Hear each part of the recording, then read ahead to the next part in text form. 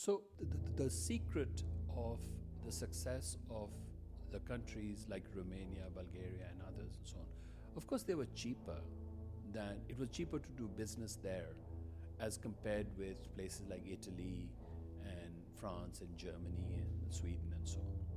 But they also took a lot of efforts to make their investment climate good, in the sense that it made sense for Sweden to invest in Estonia, it made sense for Italy to invest in Romania. So as a result of that, just the way that the European Union is structured, all the rules, and we coined a term for that, we said the European Union is like a convergence machine. So just like the United States takes in poor people and has been very prolific at making them high-income households, the European Union takes in poor countries and makes them into high-income economies. And it's done this in a way that is just magical. Welcome to the Digital Government Podcast. Tune in to discover the future of governance and ways of getting there.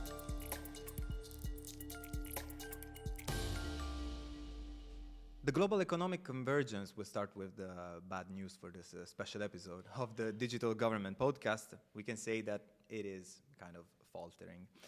Most developing countries are not managing to catch up with high-income economies, but they're actually at higher risk or falling behind. I am Federico Plantera, journalist, sociologist, and researcher, host of this special Digital Government Podcast episode, speaking to Indermit Gill, who's the chief economist of the World Bank Group and Senior Vice President for Development. Indermit, a great pleasure to have you here. Thank you very much for having me, Federico. It's a pleasure to be here. Indermit has been one of the keynote speakers at this year's e-governance conference 2025. We're talking about a specific challenge, which is the middle income trap. Right. The middle income trap, which gives also the title to this episode, and how to break the growth barriers, let's say. The middle income trap is a phenomenon that is, in a way, plaguing, we could say, or like curbing development worldwide, but it's happening only in a certain group or like cluster, we could say, of countries around the world. So what happens with the middle income trap, from an economic standpoint, seems to be defined by stalled income growth, stagnant productivity, and there in those falls lie also probably the troubles, the symptoms, the problems that also shine a light a little bit on what it means to be stuck in the middle income trap. So let's start exactly from this. What defines the middle income trap today, even beyond income levels? And also, where do countries most often get stuck? So, the way that the World Bank defines middle income are per capita income levels of about $1,000 to about $14,000 to about $15,000. And so you have so if you look at the distribution of countries across the world, you have about 25 countries that have per capita income levels of less than 1,000. You have more than 100 countries that have per capita income levels between 1,000 and 14,000. And the other countries are all high-income economies, about 60 of them. Now, it turns out that you have many countries that have been stuck in these levels for decades. Okay, and then you have some countries that have gone very, very quickly to high-income levels. So, for example, we think about Korea, we think about Poland, and we think about Chile, and so on, and we see them going up. Now, when you look at the pathology of countries that have got stuck at these levels, there are certain characteristics that these countries tend to exhibit. And when you sort of look at that overall pathology, we call that the middle income trap. Okay? In a very simple sense, these countries neither have the technical sophistication of advanced economies, nor do they have the cheap cost structures of poorer countries. That middle area where you can get stuck, when you have neither, where you are neither cheap nor are you dynamic, nor are you innovative. Okay, and the question then on this is, countries at some point do just find themselves there, or there are also certain things that pertain, for example, public sector reform, or that could tilt, let's say, the trajectory that these countries are going through in order to get them out, for example, of the middle income trap. But considering that this is a bit more already on the, let's say, constructive side of it, I would instead rather ask you in the first place, what gets countries stuck there? So first, the reason why you get to middle income is because you've been relatively successful in low income. So then you have to ask yourself, what makes you relatively successful in low income? And the answer is very simply is greater investment.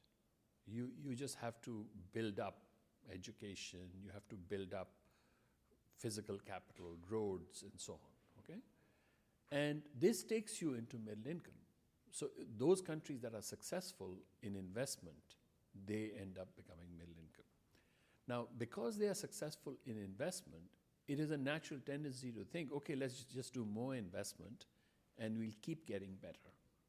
That's where the frustration comes, because many of these countries, when they try to sort of continue to just follow investment-led policies, they tend not to progress that much. So what we find, of course, is that countries that have actually done a good job of progressing quickly through middle income, okay? So a country starts at $100 per capita. It can get to a per capita income level of 1,000 fairly quickly by just greater investment. So that's 10 times as much. So now to get from 1,000 to 10,000, it's a different game. And the different game is you have to become much more efficient at the investments that you have made and the investments that you are making. So that's what we find, that the countries that have actually done that, they exhibit certain traits, okay? One of those traits is that they don't try to invent things for themselves. They look at other countries that actually have much more efficient structures, and they form productive relationships with them. Usually these relationships are through trade, are through investment, and through the flows of knowledge, and also, by the way, through their diaspora. So, for example, you actually find that there is a big Chinese diaspora, and that helped China. Now it is helping China. I'm speaking about the Republic, right? That these connections are largely about figuring out how to do things better, not how to just keep doing more things that actually got you there. That greater efficiency is a very difficult thing to do, but there are some countries that have shown how to do it. Now, there are three groups of countries that have become high income rather quickly, that have not got stuck in this trap. Some are just lucky. And the luck is basically that they discover large amounts of oil and gas and natural resources. And you have to get lucky not just by discovering that, but also you have to coincide decent development strategies with high commodity prices in the world. If that happens, you go to high income. So these are countries like Saudi Arabia, like Chile, and so on. It's not like you shouldn't give them any credit, because you do have to institute good policies, but you require luck. Okay? There's a second group of countries. That second group of countries are those, by luck or by providence, they are close to the European Union, or they are in the European Union even better. These countries have also shown that they actually don't get stuck in middle income. These are countries like Estonia, like Slovenia, Czech Republic, Hungary, Romania, Bulgaria, range of them, okay?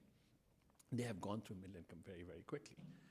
Again, in part because the European Union is a great structure in which you can learn from countries that are much more efficient than you.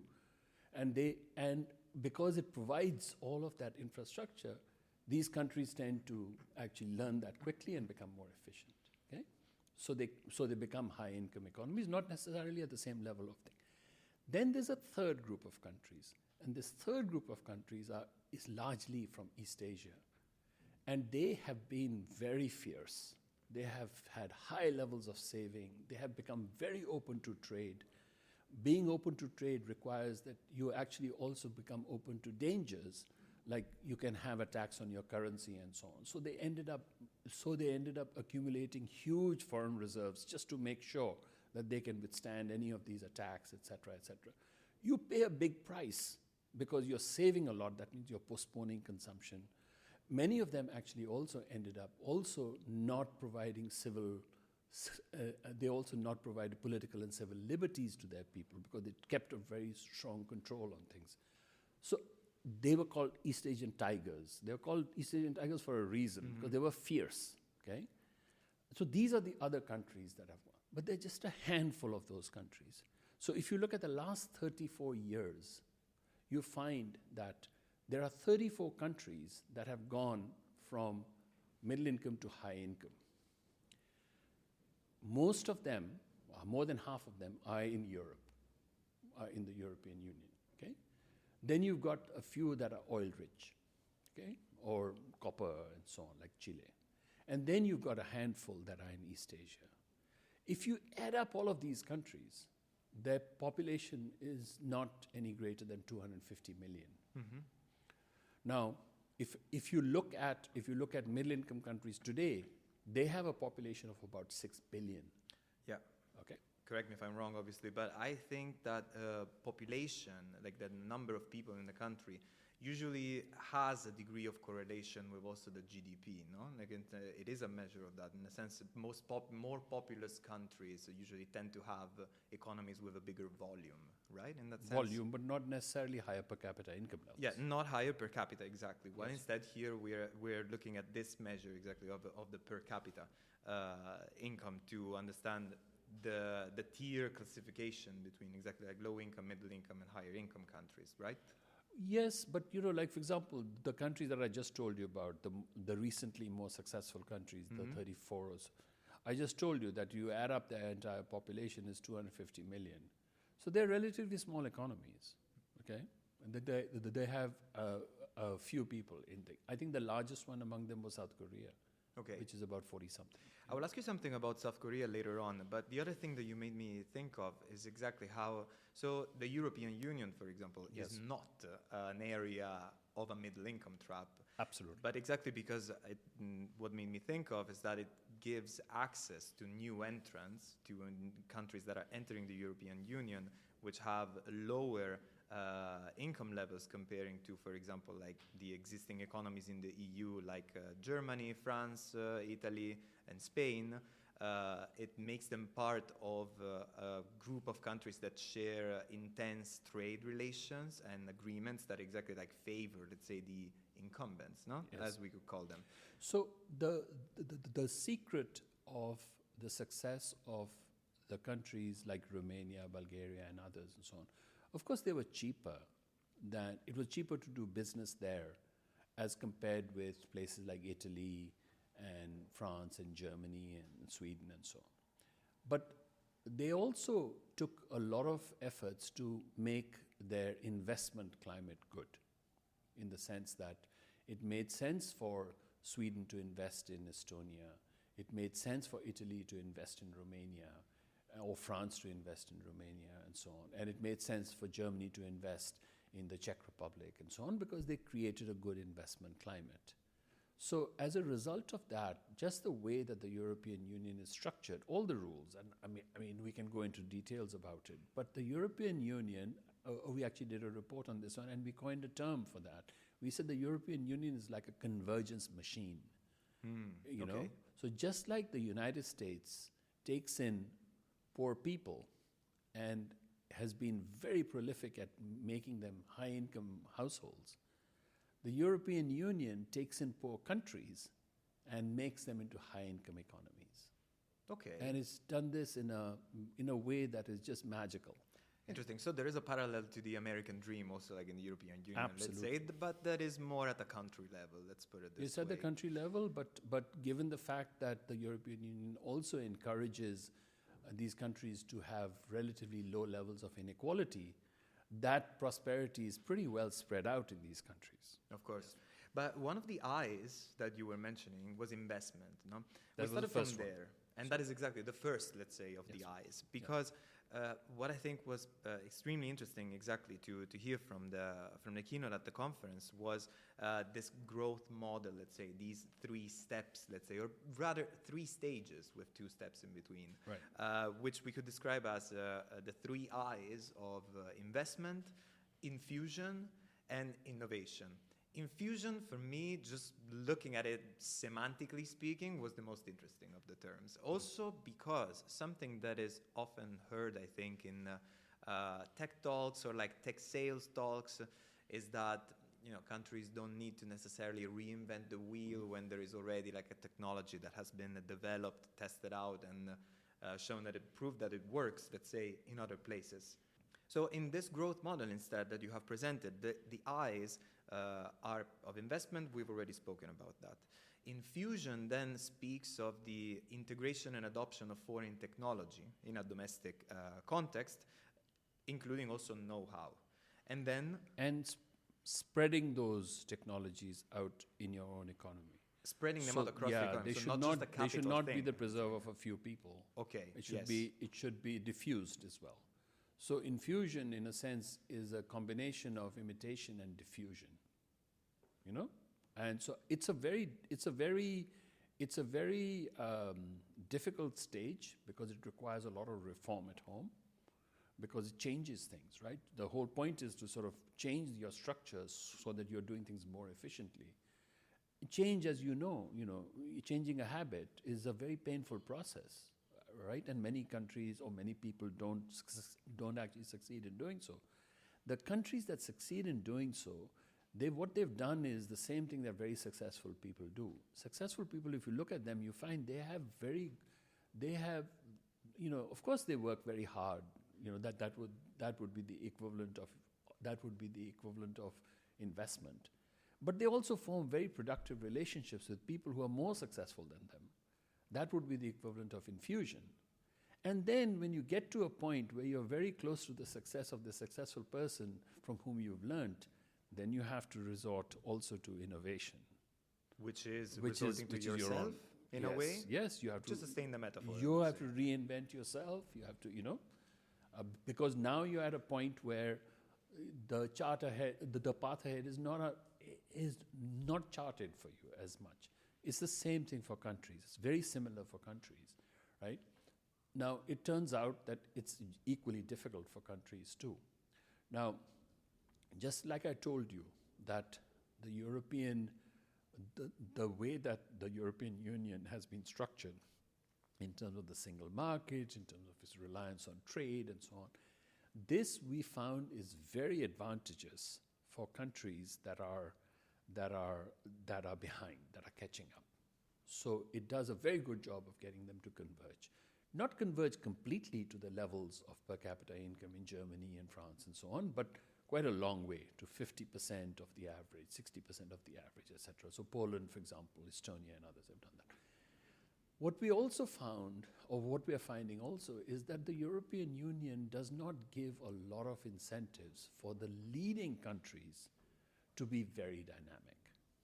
So, for example, and the leading countries, the way to measure their dynamism is to look at the world's technology frontiers. And the world's technology frontier is essentially the United States. It's because the countries that have higher per capita income levels than the United States, there are some, but if you add up their population, it's just 25 million people. So it's a small thing. The US then is the technology frontier. And it turns out that the weakness of the European model, it appears, we haven't studied that a lot because we tend to study emerging markets and developing economies more. But if you look at the model, if you look at the European growth model, it doesn't seem to serve these advanced economies particularly well. It tends to sort of get them to a point, and then they tend to have very, very low growth levels. I was showing those charts today that actually their growth levels are down to about 1%, less than 1%. That is very different from the United States, where the United States per capita income growth levels have been about 1.8 to 2%, period after period after period. So it's growing at twice the rate, basically, that these countries have been doing for more than 2 centuries, and that's how you become the leading economy in the world. One question already, I mean, one thing that we can derive from this picture is already the fact that the switch from phase 2 to phase 3 being called exactly innovation, the third eye of the third eye of the three eyes, is the hardest switch effectively to bring about.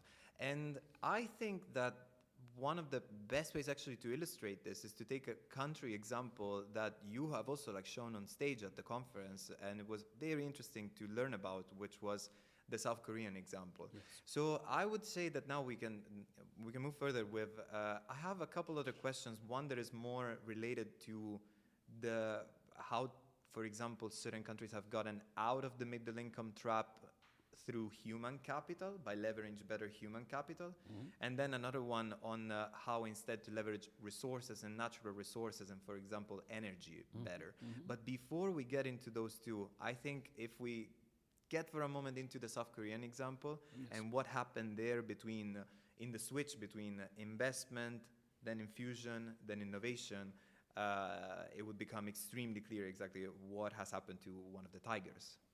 If you go back to South Korea in 1950, 1953, and so on, this was the South Korean Civil War, and so on, right? And so as a result of that, you had North Korea and South Korea, right? Now, at that time, if you look at what the South Koreans did, they did 2 or 3 major things. One of them was a land reform to make sure that the assets were equally distributed. And what was correlated with this was that they actually put in a lot of money into investment of roads, of education, and of health of the people. And the great thing about South Korea, by the way, is that because this was accelerated development, like in a very short period. So it was in the lifetimes of one person, basically. So you have all the data. So it's not like you don't have to go back 150 years. You just need to go back 50 years and you get it, right? So essentially what happened though was then that part of that big investment push was also South Korea's efforts to actually give subsidies to its enterprises, usually the large enterprises like Samsung and Hyundai and others, to go and learn from outside, okay? To get technologies from outside and so on, to pay for them, of course, but to get those technologies. Now, so they did that, okay? Now, once they did that, the example I showed you was, in some cases, they caught up very quickly, like in the case of televisions, they caught up. In the other cases, they may not have caught up that quickly. In the case of automobiles and so on, they might have. So they actually continue to import technologies from the Japanese, especially Mitsubishi, et cetera, et cetera. So, but the thing was, they had a very good investment climate. So and it turns out that they didn't particularly care whether it was small firms, large firms, and so on. These larger firms created an ecosystem where smaller firms contributed to them, just like the Japanese had, Now, along the way, some bad habits crept in. One of the bad habits was that many of these large firms created their own banks. And what they did was, these banks, what they would do, because these large firms needed finance, so what these banks would do is they would go and borrow abroad, okay? They would borrow abroad in dollars, and they would borrow short term. And they would bring that money home. They would lend at home long term to their own companies, but they would lend in the local currency, okay? This worked out for a while, for about a decade. And the government realized very quickly that this is a very dangerous thing. Because suppose that those short-term creditors wanted their money back, what would happen then? They would have a foreign exchange crisis. They had exactly that. So what the government was trying to do was to change this rule that these large firms could not have their own banks. But the large firms were very powerful, so they actually managed to thwart that legislation, okay?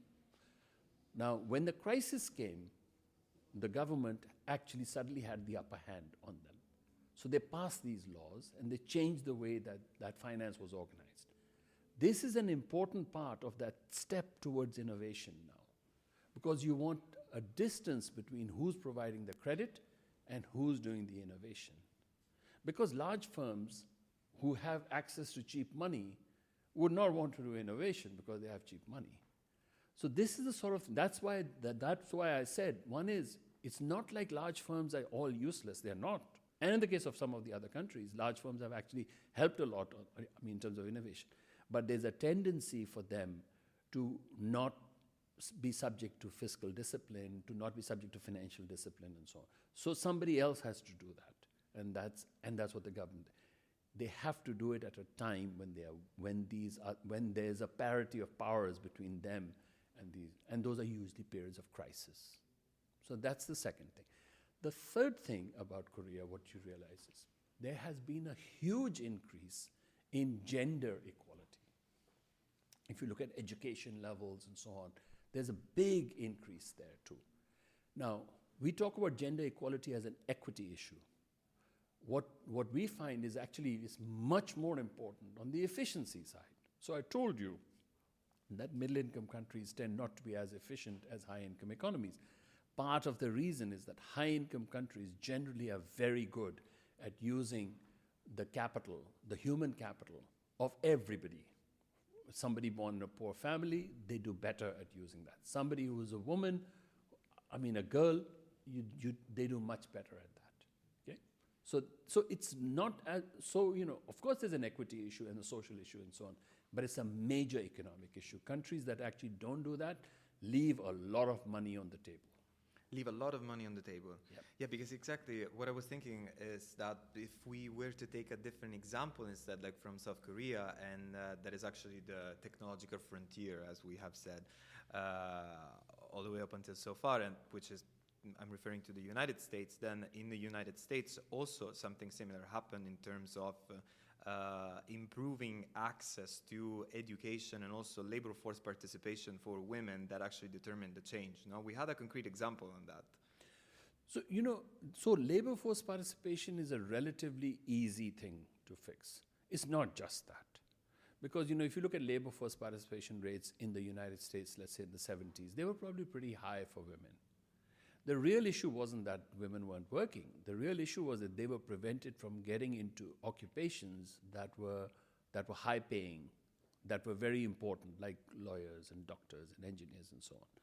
So, for example, if you look at the number of women in MIT or Caltech, they would have been very low at that time. So what actually happened was that the success of the US in part is because they created laws which said you cannot discriminate against them. You may not need to favor them, but you can't discriminate against them. That was a huge change. So I spoke about the fact that practically all the doctors and lawyers in the United States back in 1970 were white men. Today, that ratio would be way less than half. And it's the non-whites and the women who actually benefited a lot from these anti-discrimination legislation. But it's not just them. When you look at reasonable measures of how much the United States has gained from this greater efficiency in allocating talent to task, it is something like 25 to 30% of US GDP. Huge increases. These are not small amounts. Okay, these are the differences between a very successful country in Europe versus the US. It's this increase. So when people say, there is actually much greater equity in incomes and so on in Europe, what we say is that what this indicates is that there's much greater equity of opportunities in America. Despite all the trends that this opportunity can go up and down and so on, is much greater. So socioeconomic mobility is much greater in America. Socioeconomic mobility is a high correlate of economic efficiency. And we're getting already to the third of the elements that I was mentioning before, because this is a component this is an element that regards human capital, the one we have just talked about, which is a salient component of country's economic performance, obviously, as it is also the use that it is made of natural resources and of the energy, let's say, energy sector in general. And there was a point on that too, and I think this also helps illustrate exactly how the middle income trap lies in the efficiency gaps, no? In terms of Yes. how the resources that a country has available to themselves are actually utilized. So for example, now we're at the moment where obviously it's been some years already that we've been talking about green transitions and shifting to renewables. But also it's a moment where I'm saying we in the sense from Europe or also from the Western world in general, we've been telling also the global south that they are also supposed to switch to renewables as the rest of the world is doing. But it's not that easy, we've seen. Because what happens there in those countries is that there is a dispersion, no, of efficiency in that sense. What was the example that illustrated that, for example, with middle-income countries? So if you look at how efficient a typical middle-income economy is in converting energy into output, if you compare that with a typical advanced economy, the typical advanced economy is 2.5 times as efficient at converting energy into output. So obviously this means that a big part of this, because energy is an expensive thing, both socially as well as economically, it's an expensive thing. So you want to be very efficient at this. The important thing that we also find, though, is that all the countries that have been successful at becoming high-income economies had access to affordable and reliable energy.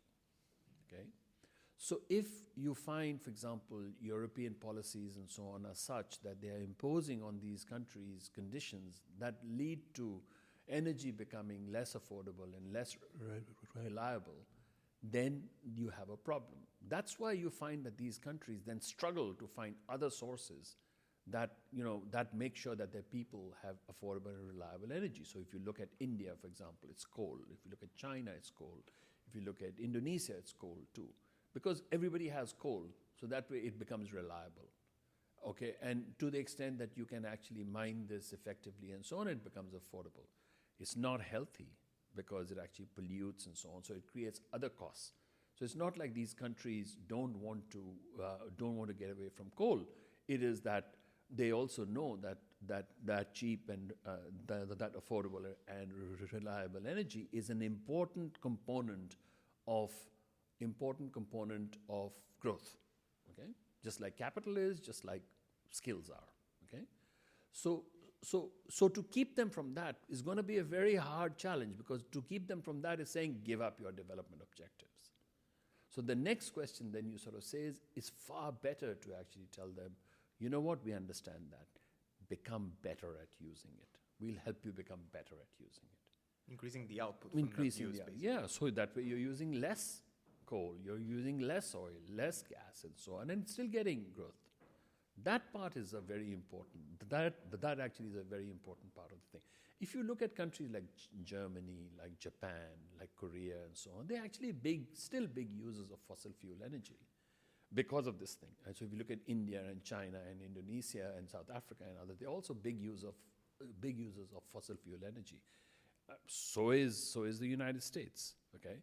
So you can't easily wean them off that. What you can do is you can say that, look, there are other important correlates of growth, especially in the second stage from upper, middle to high. And one of them, of course, is clean air,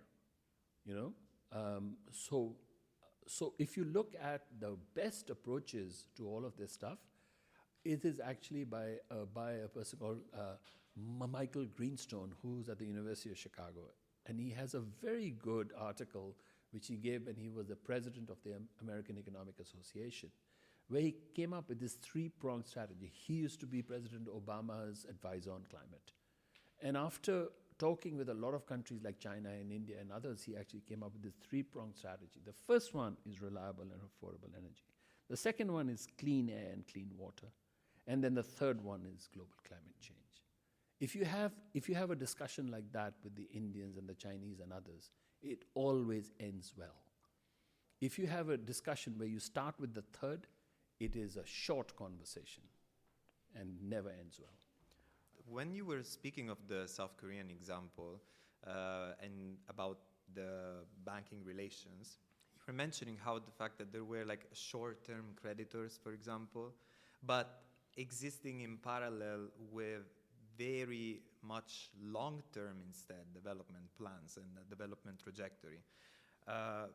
What I'm getting to with this is there maybe some kind of like short-termism, let's say, in terms of political direction, in terms of political vision, that also contributes to getting middle-income countries stuck in the middle-income trap? Because the question that then is connected to this is, what does instead, considering that we have mentioned past decades that are not that recent, like I remember that you have illustrated, for example, how growth rates across the world and across clusters of countries in the world have changed basically in the span of the last 3 decades. When we were talking now about the South Korean example, we mentioned a crisis that happened even before the last 3 decades. So is there maybe some short-termism in the sense that keeps countries from effectively getting to the third stage that you spoke about? And instead, what does maybe like a realistic timeline look like in this sense? Yes. So, okay, I think the best way to think about this is let's take a large middle-income country, which is a democracy, because democracy usually means you have to have elections every 5 years or 4 years or 3 years, whatever it is. So that generally is what leads to the short-termism, because basically. Electoral cycles. I mean, I may have a 30-year horizon, but a politician says I got to get re-elected in 4. So you say, okay, so what happened in India? I think that's a good case study. Okay, so India is seen as increasingly a success for very, very good reasons. But to go back to India's success, you have to sort of realize that India also had a crisis in 1991. Okay, and when India had that crisis, basically it realized that it needed to change the way that the Indian government regulated private enterprise.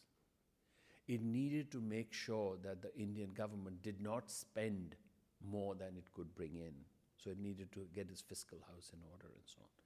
What happened was, very quickly, all the parties in India roughly arrived at a consensus on fiscal policies, monetary policies, and industrial policies. Okay? They agreed on those things. Now, if you look at the Indian debate right now, generally speaking, the different parties don't disagree with each other on the need for those things. Do not disagree. Do not disagree. What they disagree with each other is on industrial policy, social policy, and trade policy. But I mean, it's a good portfolio of things to disagree on. It's a good portfolio of things, yeah. So now, then you sort of say, okay, but as a result of it, there is a stable basis to the economy. So they don't jeopardize stability. So they talk about growth-related things. Now, as a result of that, India has done rather well since the early 90s to now. And then you sort of say, okay, what is it that India needs to do? So one of the things that you want to look at is what China did. It was, China, everybody talks about China becoming much more open to trade and things like that, okay? And they did, but China also reformed a lot at home, okay? China also put in a lot of infrastructure at home. Make sure that you actually save enough and so on your fiscal account that you can actually put infrastructure. Bring in the private sector wherever you can. India has been doing exactly the same thing on infrastructure. So if you look, for example, today, pretty much everybody agrees that India has done a very good job on infrastructure over the last 10 years. India has also done a very good job on digital infrastructure. And now, by the way, the digital infrastructure part is completely learned from outside. So they brought in technologies from Silicon Valley and so on. Again, the diaspora had something to do with it, etc., right? But as a result of it, what India did was not just bring in those technologies, but also diffuse them very, very broadly. So one of the first things that they did through a public-private partnership, largely led by the government, is everybody got a digital ID. The second thing then you did, which was a purely private thing, was that the cost of having a bank account came down very, very rapidly, so that even poor people could bank. The third thing that happened was that you had increased access to mobile phones, very cheap access. It was actually part of the reason why it became so easy to have a bank account. Now, then once you had that, you actually found that what you had done was you had created a very good digital foundation on which you can build new technologies and so on. So that's where India is right now. So you can have a coinciding of political and economic progress, you're right? So, I think generally speaking, even in democracies, people are willing to give credit to a politician who takes some hard decisions but provides palpable benefits, whether that is infrastructure, whether that is digital, whether that is something on the social side and so on. So I think examples from India and others are very useful for other countries too, especially the ones in Africa, but not just.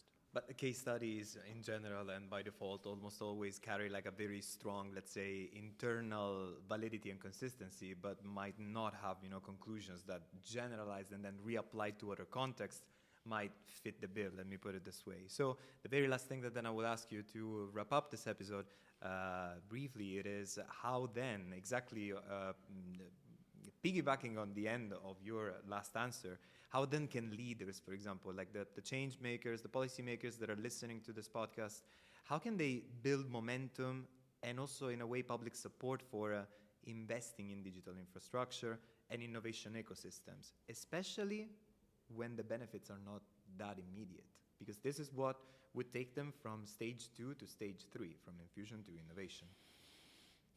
It's a very good question. So the first one is, I think the best way to do this quickly is to sort of is to time the shifts from investment-led strategies to infusion right. Don't shy away from infusion.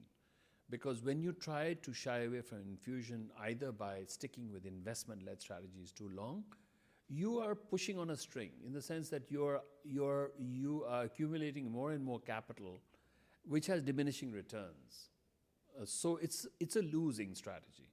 What you really want is you want to bring in new technologies so that the way that you combine labor and capital and energy, it becomes more efficient. And the way you do that is by infusing new technologies from abroad and diffusing them across the thing. Now, if you try to skip that stage, you get into real traps. And that is what happened in Latin America.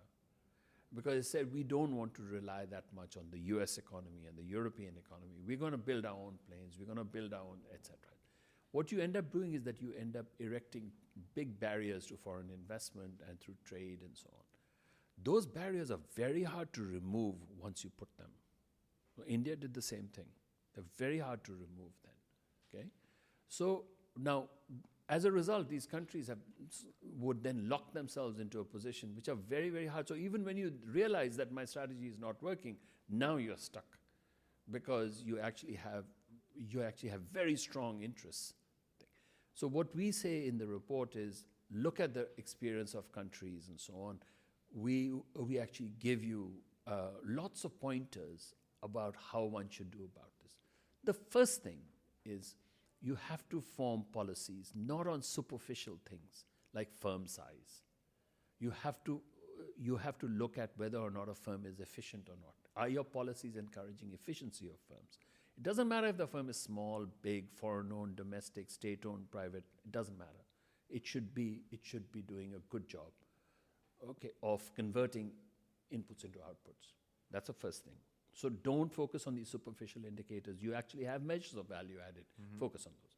The second thing we said, we have been obsessed with inequality. But inequality can easily lead you wrong because it tends to become a social thing. But what we say is, no, focus on efficiency. Focus on efficiency. And when you look at efficiency, you care much more about socioeconomic mobility. And then the third thing we say is, don't obsess so much on the sources of energy. Obsess on its uses. Make sure that its use is that you use energy frugally. It doesn't matter whether you get it from gas or from solar or wind. Use it frugally, okay? Because it is an expensive resource, not just for you, but also for the rest of the country, but also for the entire world. Okay? So you have to make these mental shifts. What we say, these are not easy things to do, but we say that the environment has become very difficult for middle-income countries to do the kind of things that successful middle-income countries did in the past. If you don't do these things, you'll not grow. To do these things, you have to pretty much make miracles. But such miracles have been made. Ordinary countries have done extraordinary things. This was Indermit Gill, Chief Economist of the World Bank. Thanks a lot for joining us today in this episode. Thank you very much, Federico. Thank you. And that's it also from your usual host, Federico. It was a very inspiring and interesting conversation. I hope you stay tuned. And also that you check the report. You mentioned the report 2024 World Bank Development Report, right, Indermit? Exactly right. Okay, perfect. That I will leave you to check it yourself, but it will also be linked in the text attached to this podcast. Thanks a lot for following today. See you at the next one. This podcast is brought to you by the eGovernance Academy. Tune in next time.